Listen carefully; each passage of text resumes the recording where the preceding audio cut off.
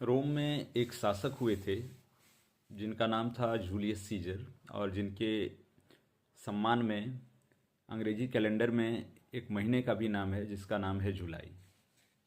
आइए इनके बारे में जानते हैं। विलियम शेक्सपियर ने अपने एक प्ले में इतना सजीव चित्रण किया है जूलियस सीजर का। यदि आप अंग्रेजी साहित्य के दीवाने हैं तो इसे अवश्य पढ़े होंगे।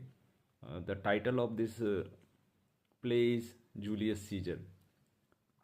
जब आप पढ़ोगे तो आपको समझ में आएगा एक ट्रेजिडी क्या है, क्या शब्दों का इस्तेमाल किया गया है, कितनी अच्छी डायलॉग डिलीवरी की गई है, किस प्रकार से एक शासक का राइज होता है, किस प्रकार से षड्यंत्र का उदय होता है, किस प्रकार से एक महान नोबल ब्रूटस के द्वारा जो कैसियस के बताए गए रास्ते में चल पड़ता है और जूलियस सीजर की सीनेट हाउस में हत्या कर दी जाती है। जब जूलियस सीजर मर जाता है तो रोम में कुव्यवस्था की स्थिति उत्पन्न हो जाती है। मार्क एंटोनी जो सीजर का बहुत चाहता था, उसके द्वारा जिस प्रकार से राजनीति का प्रयोग किया जाता है, जिस प्रकार से शब्दों का प्रयोग किया जाता है, भाषण का प्रयोग किया जाता है, वह पूरी तरह से उनके चाल को बदल देता है और अंत में जूलियस सीजर का भतीजा ऑक्टेवस सीजर और मार्क एंटोनी ये दोनों मिलकर शत्रुओं पर विजय प्राप्त करते हैं।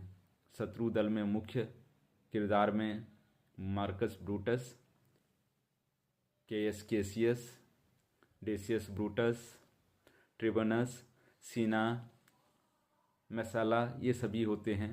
अंत में मार्कस ब्रूटस और कैसियस सुसाइड कर लेता है और इस प्रकार से इस ट्रेजिडी का अंत होता है। किंतु यह ट्रेजिडी हम लोगों को बहुत कुछ सीख दे के जाती है कि किस प्रकार से किसी भी शासन व्यवस्था को चलाने के लिए सभी लोगों पर ध्यान देना चाहिए। इस दौरान जूलियस सीजर बहुत सारी चीज़ों को अनदेखा करता है, बहुत सारी भविष्यवाणियों को नहीं मानता है और अपनी जिद पर अड़ा रहता है। फलस्वरूप उसकी हत्या कर दी जाती है। किंतु यदि वह अपनी एक आँख खोल के रखता तो शायद वह जीवित रहता। किंतु जो भी हो, इतिहास जूलियस सीजर को हमेशा याद रखेगा।